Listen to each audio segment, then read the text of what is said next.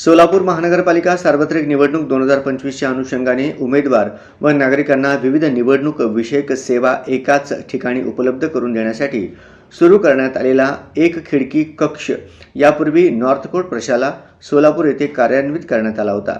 मात्र निवडणूक प्रक्रियेच्या पुढील टप्प्यांकरिता तसेच प्रशासनिक सोयीसाठी दिनांक 23 डिसेंबर 2025 पासून एक खिडकी कक्ष सोलापूर महानगरपालिकेच्या प्रशासकीय इमारतीत स्थलांतरित करण्यात येत आहे। या एक खिडकी कक्षामार्फत उमेदवारांना व नागरिकांना नामनिर्देशन अर्ज, विविध ना हरकत प्रमाणपत्रे, निवडणूक विषयक माहिती, अर्ज स्वीकृती तसेच इतर आवश्यक सेवा उपलब्ध करून देण्यात येणार आहेत।